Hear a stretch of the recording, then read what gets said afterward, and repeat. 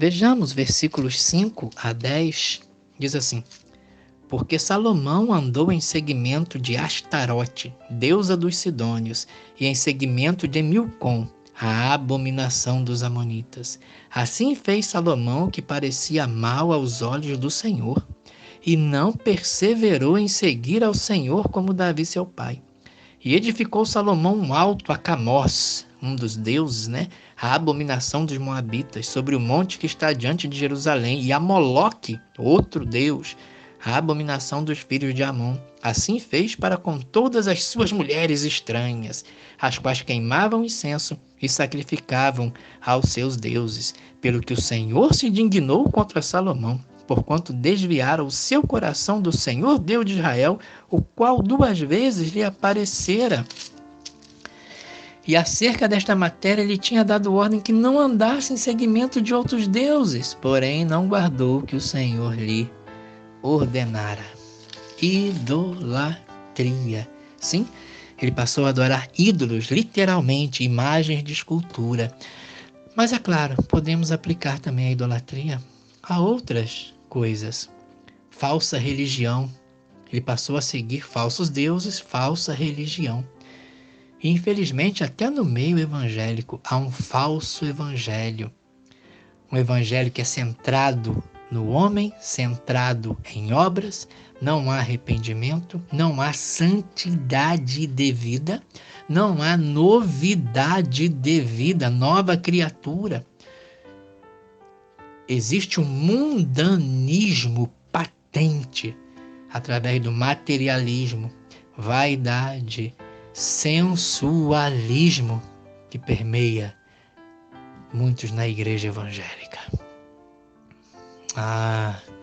O apóstolo João, o apóstolo do amor, sim, conhecido como apóstolo do amor, ele diz: Não ameis o mundo, nem o que no mundo há.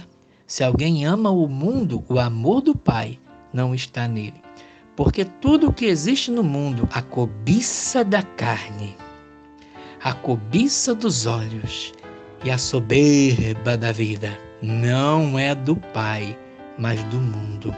E o mundo passa, e a sua cobiça, mas aquele que faz a vontade de Deus permanece para sempre. Para sempre. Um outro tipo de idolatria existente é o endeusamento da sabedoria humana.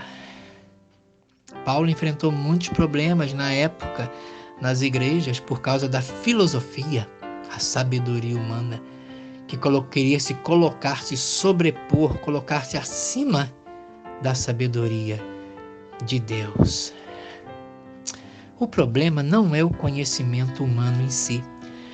Conhecimento é bom, Deus nos deu um cérebro, graças a Deus pelo avanço da ciência. Irmãos, graças a Deus porque temos visto aí várias vacinas sendo testadas, remédios, procura-se uma cura para o coronavírus, isso é ótimo.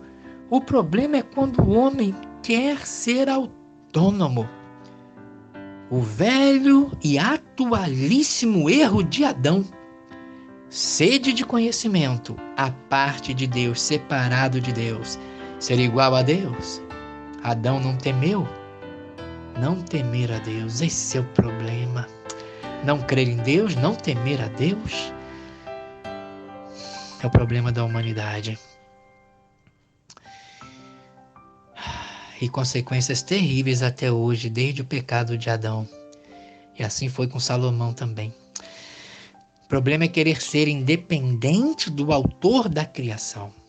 Desprezam a Deus, desobedecem a Deus. Como diz o apóstolo Paulo, dizendo-se sábios, tornaram-se loucos.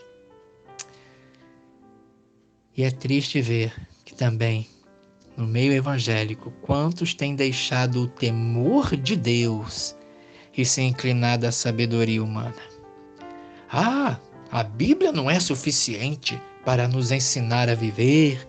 A Bíblia não é suficiente para nos ensinar a vencer as lutas e embates espirituais e emocionais nesse mundo tão louco em que vivemos. A Bíblia é boa, mas não é suficiente.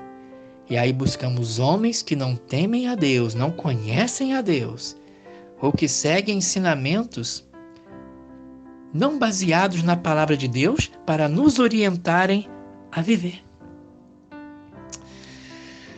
Não. Salomão, infelizmente, se deixou levar pelo sentimento, colocou-se num jogo desigual com os infiéis, se tornou idólatra, e temos que avaliar.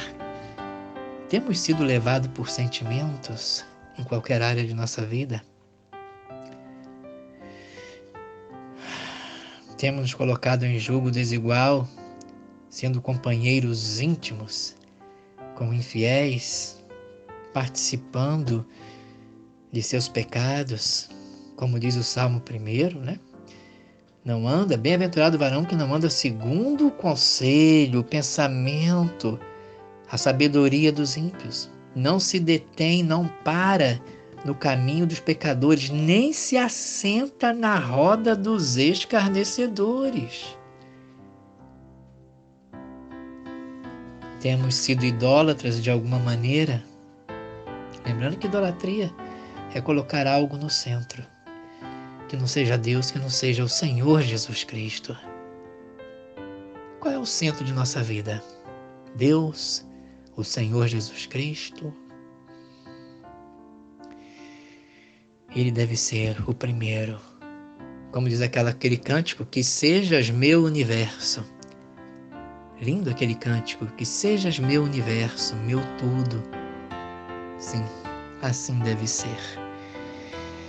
E claro, o afastamento de Salomão, a tolice de Salomão teve consequências. Como sempre tem quando o homem se afasta de Deus, deixa de temer a Deus e passa a viver de uma maneira mundana como Salomão passou a viver. As consequências vêm. E Salomão, mesmo com todo o seu conhecimento, não conseguiu impedir as consequências. Primeiro foram as divisões, brigas, separações, guerras. Salomão vivia em paz, seu reinado era de paz, mas depois que ele pecou, abandonou o Senhor, vieram as consequências. O reino seria dividido. A primeira consequência foi essa. O reino seria dividido. 10 tribos ficariam para o norte com Jeroboão. E a tribo de Judá e Benjamim ficaria no sul com o filho de Salomão. Divisões, guerras. Diz também que Deus levantou adversários a Salomão. Falta de paz. Falta de paz. Por que há tanta falta de paz no mundo? Por que a falta de paz nas famílias? Por que a falta de paz no coração do homem? Simplesmente por não buscar a Deus, não temer a Deus, que é o princípio da sabedoria. Falta de paz. 1 Coríntios 3, versículo 3. 1 Coríntios 3, versículo 3. O apóstolo Paulo, falando na igreja em Corinto, ele diz: porque vocês ainda são carnais, pois havendo entre vocês inveja, contendas, dissensões, não sois porventura carnais e não andais segundo os homens? E Tiago, o apóstolo Tiago, fala também na sua carta: de onde vêm as guerras? De onde vêm todas essas coisas? Das paixões que operam no interior do homem. Sim, divisões, falta de paz, separação. O reino foi dividido pela consequência de Salomão ter abandonado o Senhor. O segundo lugar, o filho dele sofreu consequência. Roboão, seu filho, teve o reino dividido. No versículo 12 de capítulo 1 Reis 11, primeiro versículo 11. 1 Reis 11 diz: pelo que disse o Senhor a Salomão, pois que houve isso em ti, que não guardaste o meu concerto e os meus estatutos que te mandei, certamente rasgarei de ti este reino e darei a teu servo. Reino dividido, falta de paz.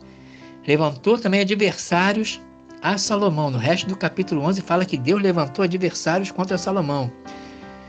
Então, divisões, brigas, separações, guerras, adversários. E o filho também, olha o versículo 12. Todavia, nos teus dias não farei essa divisão, né? Por amor de Davi teu pai, da mão de teu filho o rasgarei. A família, muitas vezes, vamos começar o mês de maio, o mês da família, e a família muitas vezes é afetada quando não somos sábios. Vimos que o filho dele, então, foi afetado. O reino de Roboão foi afetado. Globalização, já ouviu falar? Não há nada novo debaixo do céu, irmão. Irmão, não há nada novo debaixo do céu. Globalização começou com Adão e Eva. Eles pecaram e toda a humanidade foi atingida. O que fazemos, irmão? O que eu faço como pastor? O que cada um faz como trabalhador, como professor, como carpinteiro, como pedreiro? O que fazemos resvala no outro, resvala no próximo. Sejam boas obras, sejam más obras, o que fazemos vai resvalar no próximo. Nós somos integrados, a raça humana. Somos integrados. O que fazemos resvala no nosso próximo. Foi consequência de Salomão ter abandonado a Deus e se tornado um tolo. E triste, vemos que Salomão, inclusive, chegou ao ponto de tentar matar Jeroboão. No versículo 40, pelo que Salomão procurou matar Jeroboão. Esse Jeroboão é o homem que assumiria as 10 tribos. O reino seria dividido, como Deus disse a Salomão, já que ele abandonou o Senhor. O reino seria dividido, Jeroboão assumiria as 10 tribos do norte, que se tornariam o reino de Israel. Israel, o reino do norte, começou com Jeroboão, o primeiro rei. E o reino do sul ficou com o filho de Salomão, Roboão. Mas Salomão, sabendo disso, tentou matar Jeroboão. Vê que Salomão estava indo contra o decreto do próprio Deus, contra a determinação do próprio Deus, contra a punição do próprio Deus. Ele tentou matar Jeroboão, mas Jeroboão fugiu. Veja a que ponto chegou. Salomão quis voltar-se contra a determinação do novo rei Jeroboão, que Deus determinou que Jeroboão seria o novo rei. Assim como Saul perseguiu Davi quando ficou sabendo que Davi seria o novo rei. Que tristeza! Como caiu o sábio Salomão. Outra consequência, a má fama, o mau testemunho. O mau testemunho. E uma outra observação final aqui.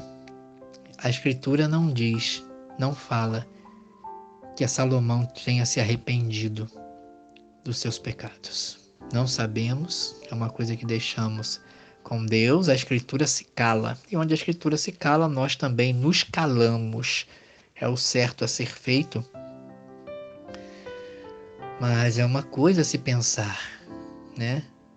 A Escritura não diz do arrependimento dele. Interessante que fala do arrependimento de Manassés, um rei perverso que chegou a sacrificar filho a outros deuses, mas não fala do arrependimento de Salomão.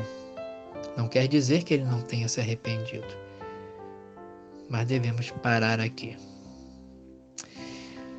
Um conselho: estudem, sim, estudem. Como é importante estudar. Se você quiser, jovem, adolescente, terceira idade, acumule diplomas, se quiser. Faça o bem à humanidade com o conhecimento que você adquirir. Lembrando que toda boa dádiva vem de Deus. Seu cérebro vem de Deus. A capacidade de aprender vem de Deus. A boa ciência, o bom conhecimento vem de Deus e se submete a Ele. Porém, jamais deixe de temer a Deus. O temor a Deus salva. Conserva uma vida sábia. Podemos ter todos os diplomas e não sermos sábios, ao passo que podemos ser sábios com nenhum diploma. É possível ter o maior nível intelectual terreno possível, mas estar completamente perdido. Partir desse mundo completamente perdido. Sabedoria é submeter todo o meu conhecimento ao temor de Deus. Todo o nosso conhecimento deve nos levar a glorificar a Deus. Qualquer conhecimento que nos leve a desprezar Deus, nos tornarmos ateus, é um conhecimento falso, enganoso e diabólico. Diabólico. Foi isso que Satanás conseguiu fazer com Adão e Eva. Desprezem Deus, consigam vocês mesmos conhecimento e serão iguais a Deus. Não. O verdadeiro conhecimento nos leva a glorificar a Deus. Não nos afasta. A verdadeira ciência não nega a Deus. Submete a Ele e o glorifica. Essa é a verdade.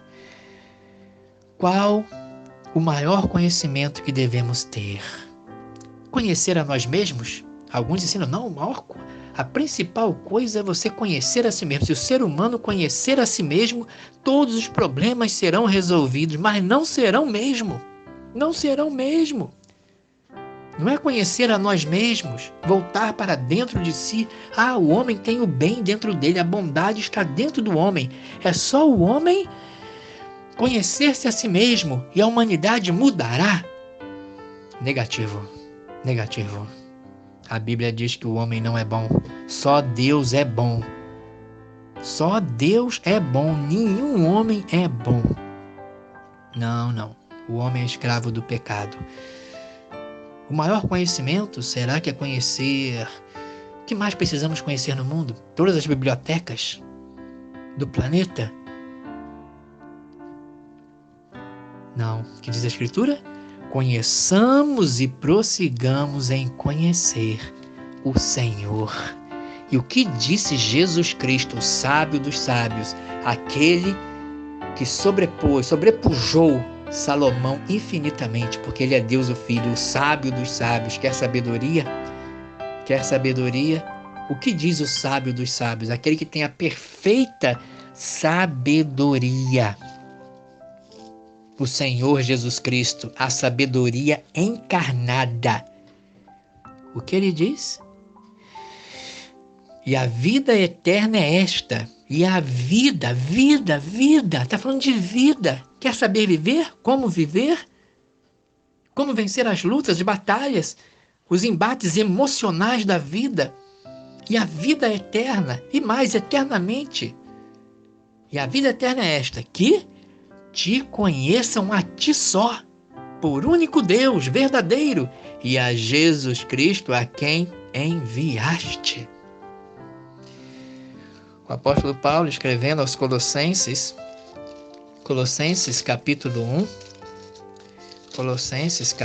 1, versículos 9 a 11, ele diz: por esta razão nós também, desde o dia em que ouvimos, não cessamos de orar por vocês e pedir que vocês sejam cheios do conhecimento da vontade de Deus, em toda a sabedoria e inteligência espiritual, para que possais andar dignamente diante do Senhor, agradando-lhe em tudo, frutificando em toda boa obra e crescendo no conhecimento de Deus, fortalecidos em toda a fortaleza, segundo a força da sua glória, em toda paciência e longanimidade, com gozo. 1 Timóteo 6, versículos 20 e 21. 1 Timóteo 6, 20 e 21.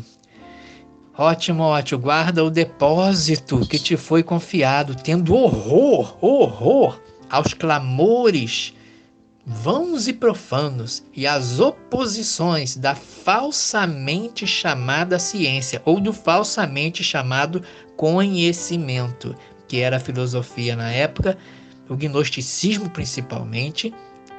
E ele diz, a qual professando alguns se desviaram da fé.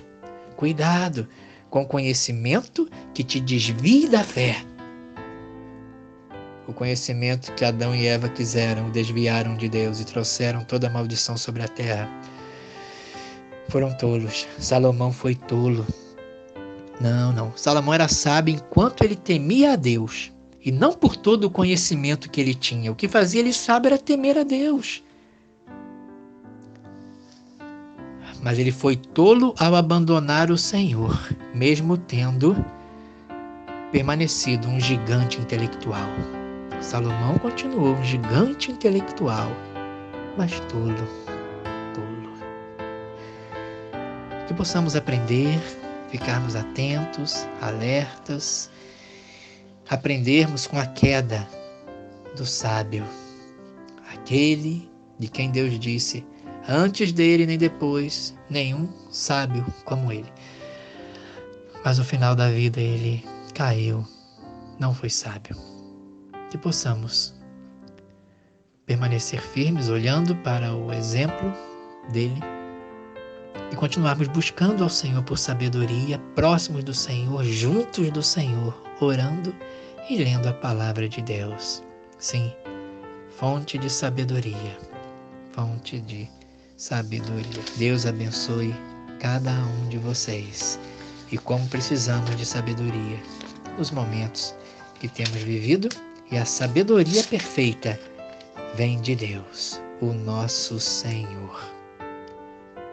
Tenham uma boa semana, um restante de boa semana em Cristo Jesus. Amém.